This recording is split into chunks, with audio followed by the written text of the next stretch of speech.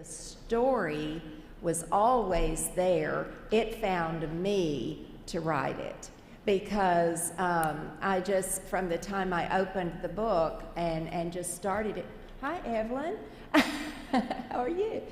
And I started writing it, and the story just unfolded on its own. It's set in Depression era Texas, and it's set in a small town. The central character is a woman who owns a boarding house, and Rainwater is Mr. Rainwater, the man who comes to board in her house. She has a challenged child that she's raising alone, and it addresses a lot of issues that even when I started writing it weren't issues. Of course, it's the economic crisis that the country was in at that time, and then by the time I finished the book last year, of course, the bottom had fallen out in our society contemporary. So it was, I didn't know that was going to dovetail that way, but a lot of the issues that are addressed in Rainwater are very relatable and apply to our society today. So the story the background for the story came out of a true account that my daddy told me, an event that occurred in Lorena. Y'all know where Lorena is? Well, that's where I spent the first 2 years of my life. And I was born in Waco because Lorena didn't have a hospital. So that's, my grandfather, paternal grandfather, had a dairy farm. And in 1934, there was a federal mandate from the Federal Surplus Relief Corporation that they were to remove surplus commodities. In this case, it was milk, and help establish prices and the falling price of commodities such as milk. Federal agents showed up at my grandfather's farm and said, "You've got to pour out the milk you cannot sell to the dairies," and he refused to do so because he was giving away the milk, the surplus, to needy families in the area, and they had an armed standoff. All my gun-toting relatives and and the feds.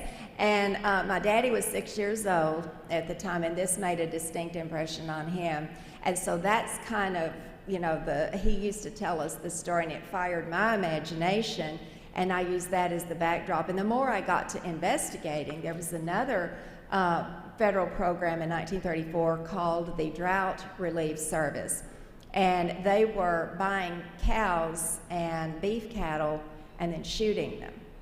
It was a program designed to help farmers and ranchers, but it was, as you can imagine, very gut-wrenching. So that's kind of the background of this story and the time period in which it's set. But it's a very poignant story. It's very quiet. Totally different from the thrillers, but I loved working on it. Well, since you brought up the thing about the cattle issue, because that's kind of, when I read the book, I got to read it, folks. It's really good. One of the things I was just stunned by was the scene where you recount that particular event. I'm not going to give anything away by mentioning this, but it's so beautifully written, and you captured the horror, the sensory. I mean, it was horrifying, but at the same time, so amazingly constructed. How was that to write? I mean, I couldn't imagine trying to put yourself in your character's shoes and seeing that unfold. Well, it was interesting when I finished the first draft, and I just worked on the book when I could, because I had another book, I had Smash Cut to write, and so I would put Rainwater down, and I would work on Smash Cut until I reached a certain point, and then I think, oh, I've got a week. I can get out Rainwater again and work. So that was the first time in my career I've ever kind of worked on two books at the same time. But when I read back through it after I wrote the first draft, it occurred to me that I'd only told the story from one point of view, which here again was something different for me, because typically, if you read Smash Cut or anything, you know that I hop from character to character, and I write it from several points of view. Rainwater I wrote strictly from Ella's point of view, and so when she was not in a scene, people are relating to her events that happen. And I think that I wasn't smart enough to do it, but my subconscious was smart enough to do it, because it made the story even more powerful, because the reader is experiencing everything then through her eyes, and how different circumstances affect her. And that was a really powerful scene. But I was, I guess, imagining it from the point of view of a woman, and seeing something so horrific as this is, and not to give anything away, but there's a lot of tension in different areas, not just the slaughtering of the cattle, but other things going on at the time. Yeah, it was almost cinematic. I mean, I felt like I was right there with that scene. Well, let's hope. Everybody keep their fingers crossed on cinematic. Cinematic. Yeah. Let's harass the movie industry, please. Well, let's talk a little bit about Ella and Mr. Rainwater and Solly, because they're kind of at the heart of the book. And how do they differ from the characters from your thrillers? Were they different for you? It was different, because I write from a contemporary viewpoint and standpoint. And another reader who did an interview last night, who had read the book, said, when I started reading it, I wondered, well, how is she going to handle the sex in this? Because it's different. It's like all the 80 years ago. And she said, and it was just because actually there isn't much. There isn't any. And so that's how I handled it, but the emphasis is very emotional, more emotional, and not as graphic, and the language and everything was different. And there were some, I would find myself, as I was writing about Ella, I would find myself thinking, okay, she'd do this. And I went, no, she wouldn't. She was a woman of her time. She was very proper. As I said, a single mother struggling, to make a living in hard economic times, but also all of the mores and viewpoints and everything were very much at play in her life. And so she was very correct, and she has this structured life for a reason. Frankly, I can't imagine anything worse than running a boarding house, because first of all, my boarders would starve to death. But secondly, I mean, it was just the routine. It was every day. Every day was the same. And so I opened the book with her waking up one morning, not knowing that this was going to be a very cataclysmic day in her life. And so just the routine, it was wash day.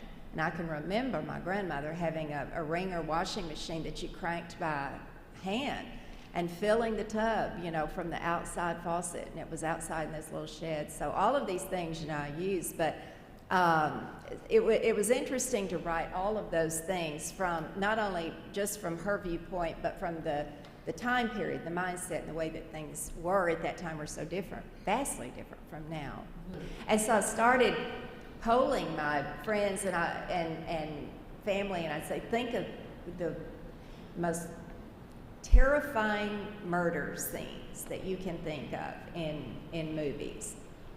And of course, I didn't want to do any that were too familiar, like Psycho. I mean, that's kind of easy, so it had to be. And so I had people submitting all of these different scenes, and I go, oh, that was pretty good, yeah, that was pretty good, that was pretty good.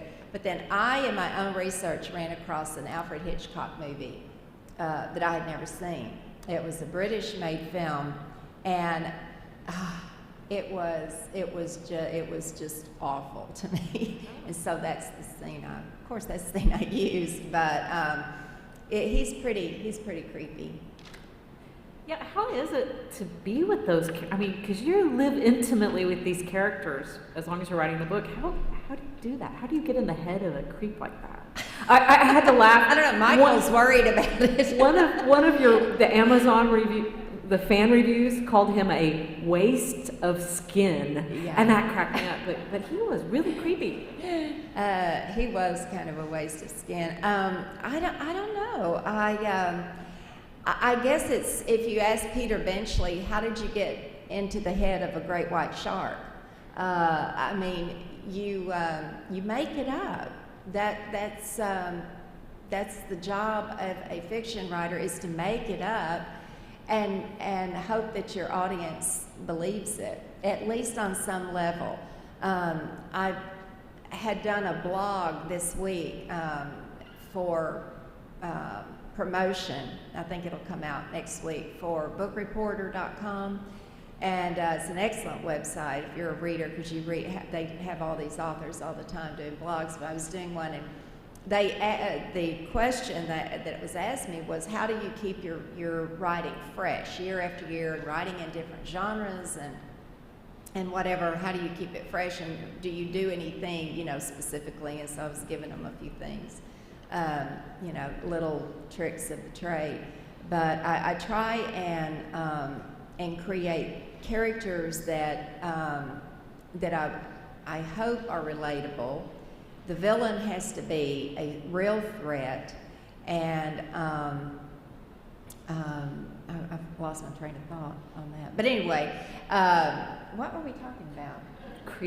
Inhabiting your villain. Yeah, I can't remember. I was going somewhere, but anyway, it was brilliant, I assure you. Well, maybe it's because you're are you working with the new villain right now? I'm sorry? Are you spending time with the new villain right now? Oh, yeah. Have you read Smash Cut? There's a character in there named Dodge Hanley, who was an investigator for the hero, Slothburn. And I just love this character. I haven't done a carryover character since I stopped writing romances, and then I only did it 3 or 4 times, I think, if that many. But when I finished Smash Cut, I just loved this character. He is such a burnout, and he's 60 years old, and he's just not got any redeeming qualities whatsoever. He's got his jaundiced view of life. He's cynical. He just, has no tolerance for mankind at all. And I thought, but I loved him, and everything that he said was funny to me. So I didn't want to let him go. So I thought, I'll play with an idea. So what I did was put Dodge in a present day problem, but I interweave the event that took place 30 years ago that made Dodge Dodge. Oh. And so and the two stories kind of weave together, kind of the way I did Envy, where the two kind of dovetail. But it's called Tough Customer, and it'll be out next August. If I stop doing stuff like this and get home and write it. Well, that's another thing. A book a year, really. Yeah. That's what it is, and right? it takes a year for me, because I've worked very hard, and I set little mini deadlines for myself throughout the year, because I also want to live my life, and have 3 grandchildren now, and we like to travel and do stuff. So I work real hard, and then I play hard. But then it takes, I know at what point in the year I have to have a certain, milestone in the writing. I do 4 drafts, basically. First draft is really hard, and I just finished the first draft of Tough Customer. And then I do, that's where I'm just telling the story, because until you get it down, it's still just an idea, and so I'm always afraid it's going to go away. Not unlike what happened a minute ago, that it's going to go away, and I won't have it. And so I do the first draft, then I go back, and the second one is really the crafting draft. That's when I take every single scene and massage it and rework it. And some days sometime I'll spend 3 or 4 days just on one scene, just trying to milk it for all it's worth. And then I do a third, and that usually takes as long as the first draft. And then I do a third draft, which takes about a month, and that is for pacing and to make certain all the plot holes have been plugged up and all the loose ends tied together, and then I do a fourth polishing draft before it goes in. Wow. So it takes a year.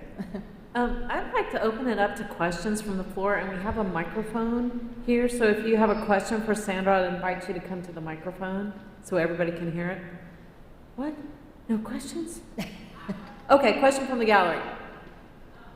Do you write from home, or do you often go to other locations throughout the world to inspire yourself or possibly inspire the story? The question was, do I write from home? I do have a small office actually in my house, but I only use that on the weekends typically to write. I have an office outside the home, about a 5-minute commute, and I have 3 on staff, and I do write there, but also if I'm in the office, there are a lot of distractions, and one of the main ones now is the internet. I think it's the Antichrist. I truly do. It's just, oh my gosh, it's a blue whale in terms of how it can consume information. And it's something every day. I just got kind of accustomed to a blog, and then they said, you've got to have tweets. And I said, a what? I said, Twitter. And I go, what? So now I'm Twittering. I mean, it's just unbelievable how much stuff, how much time and attention has to go into that. But I do a lot of that at the office. And then I do go away twice a year. I go away January, February, and lock myself in and not do anything for several weeks. I'm finishing the book because my deadline is March 1st each year. So after the holidays, I'm out of it. I make no appointments. I don't book any engagements or anything. That's my time to really write. And then I do it again in the summer, and I leave town and go away for 3 or 4 weeks. And that's typically when I'm doing the first draft, just trying to get the story out. It takes longer than that, but at least I get a head start. I like to get 200 or 300 pages during the midsummer. So it's, I do go a lot, we travel a lot. Most of my books are set in the South, and so we spend a lot of time, either at home or in this area, but we like to travel too. Do you have any other questions? I see one back Oh, there. okay.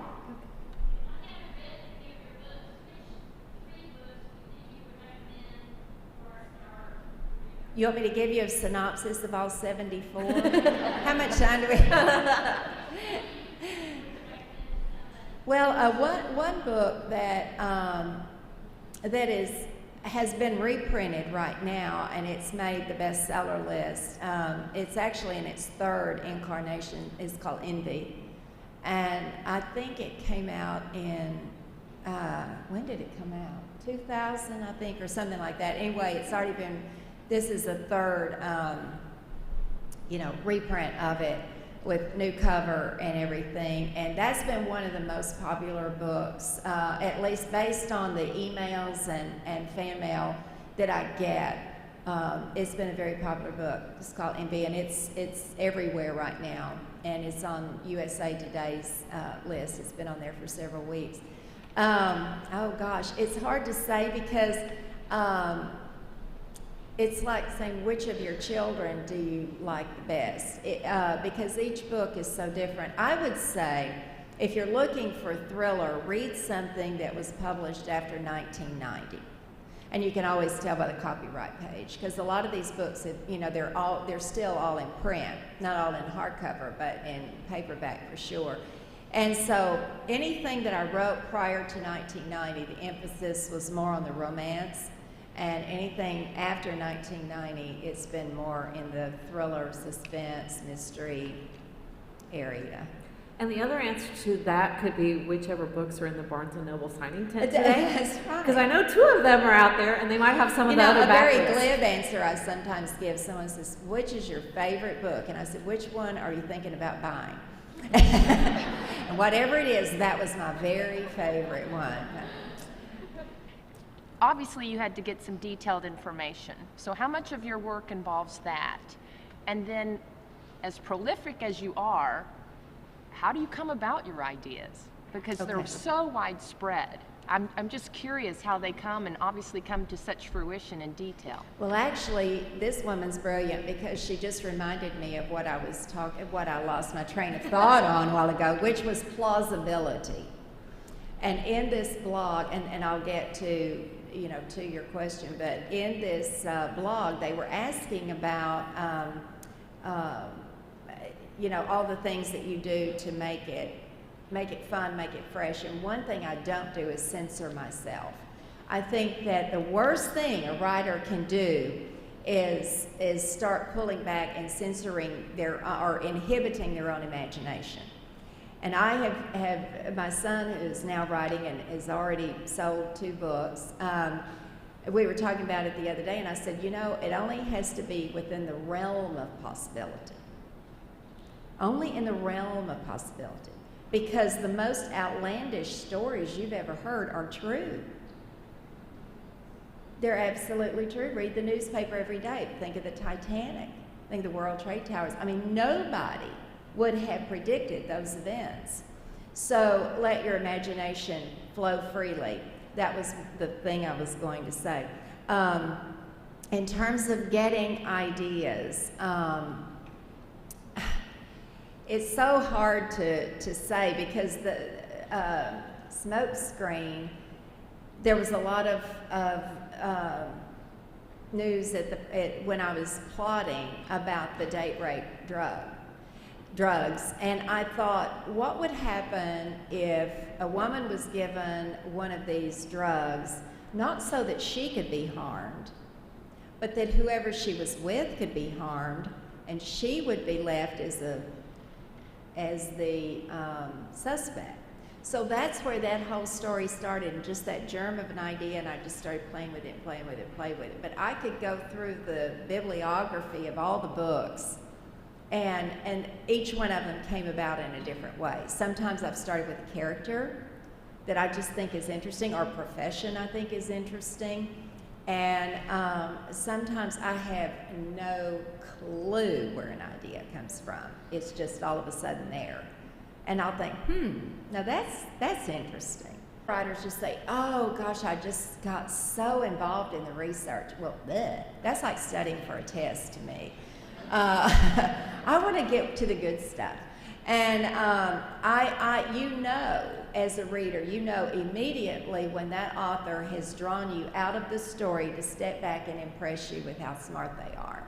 But I don't want to bore my reader or draw them out of the story to let them know how much research I did. So I do, after I've done this before, like in the case of the arson for a smoke screen. I wrote my first draft the way I wanted it to work. And then I called the arson inspector in our home fire department and said, I need you to tell me how this could happen. This is what I want to happen. But I start usually with the story and then write down all the things I need to know, or how it has to work like that. And then I thought, oh, what if there's a prologue in, contemporary time and someone is telling this story? So I went back then and wrote the prologue and set it up so that there is kind of a narrator type situation. In